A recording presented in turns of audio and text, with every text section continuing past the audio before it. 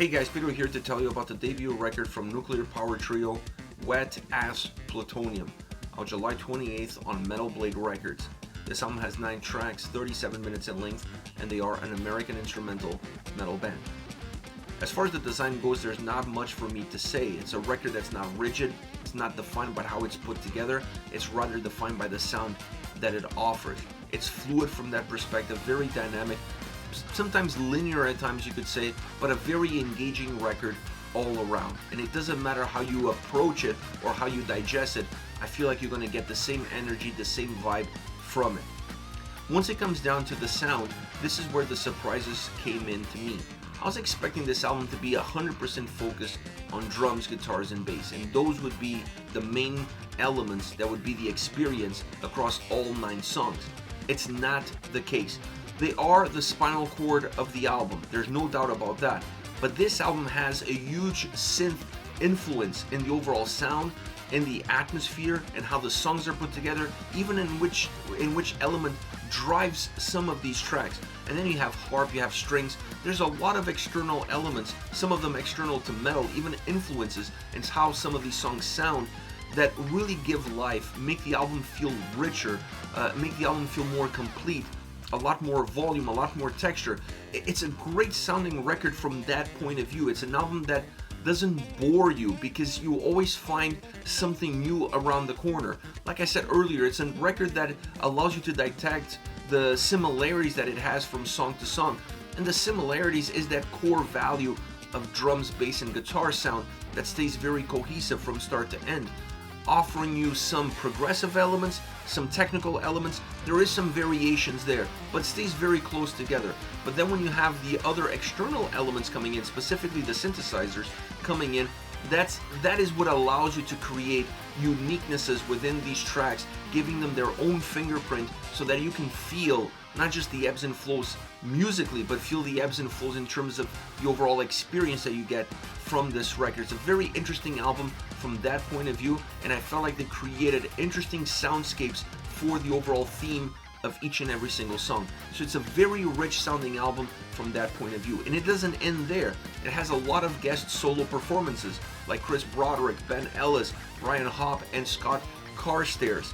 So once again, adding more value, adding more influences, adding different perspectives, different dynamics, creating a richer experience and not allowing the album to be very similar song in and song out across all of its parameters, not just in the sound, not just in the construction, but in this case also in the guitar solos.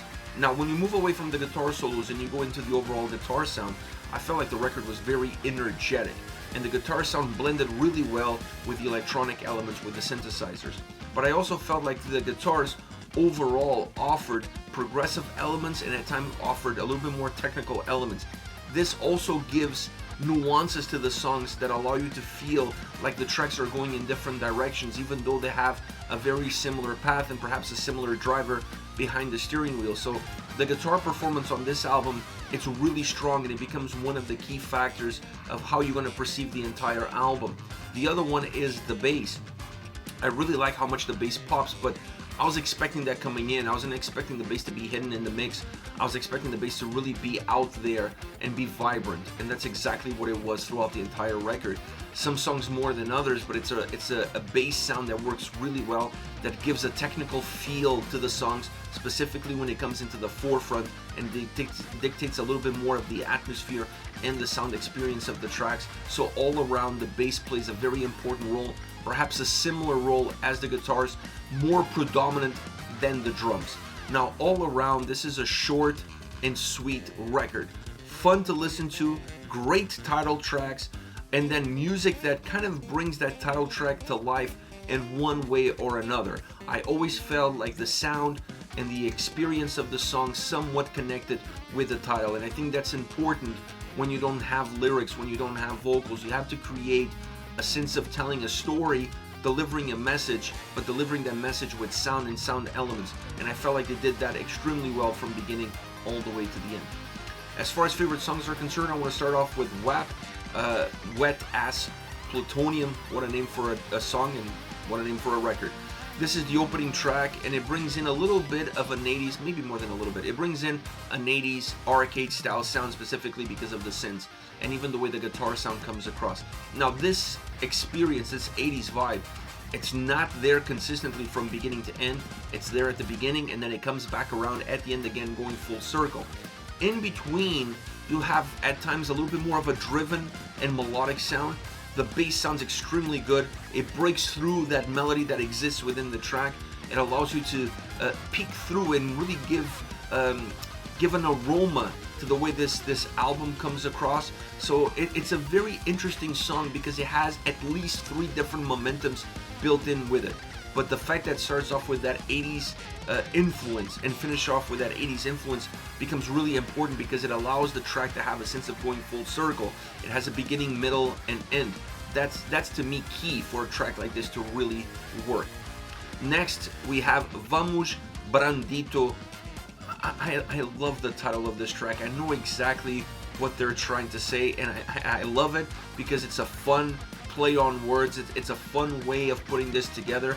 And then the fact that the song is Vamos Brandito and the song has a Latin vibe to it, those things are not happening by accident. This is what I was saying earlier, the influences that they had in the song and how they match those influences to the titles of the tracks are really important in order for you to feel like everything is complete and everything makes sense. So having a title that has a Latin vibe to it and then creating a song that has a Latin infusion in the sound using classic guitar sounds to really bring that Latin vibe, that Argentinian vibe almost to the forefront. It's really cool and it's really exciting to see because it allows the track to have a multitude of layers and allows the track to be more than just a song. You can see the title coming alive in that music. The music kind of speaks for itself. It creates its own narrative, if you will. But having those elements, having all the ebbs and flows that exist, it's also a track that I feel is one of the heaviest songs, at least at times, not consistently. At times feels like one of the heaviest tracks on the album. So you have a lot of aggression, you have a lot of intensity, you have a lot of heaviness, and then you have more of that Latino, South American classic vibe, classic guitar sounds that come in and allow you to connect that experience with the title of the song. Perfect track all around. Last but not least, Critical Bass Theory. Once again, love the name of the song. Critical Bass Theory. So coming into this track, I was expecting a lot of bass because after all, it's Critical Bass Theory. There's a lot of bass. This is a bass-driven track from the get-go. Now, everything is there in order to give a volume, in order to give melody, in order to make the song feel more complete, in order to really create a full track from start to end with drums, guitars, the electric experience all around. Everything is there in order to give substance to the way this song comes across. But at the end of the day, this track becomes all about the bass sound. The bass sound jumps into the forefront. The bass sound is the main protagonist. The bass sound almost takes the role of a vocalist in this specific track. And that is the key essence of this song and how they tied up the sound of the song to the title of the song. To me, this is where the importance of this whole record really lies.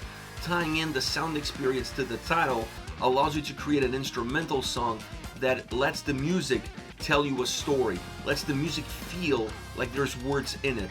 And this song is a perfect example of that essence from start all the way to the end. This is a Nuclear Power Trio, Wet Ass Plutonium on July 28th on Metal Blade Records. Let me know your thoughts on the band, on the singles. Use the comment section below. I'll be reading those and getting back to you. Take care, guys.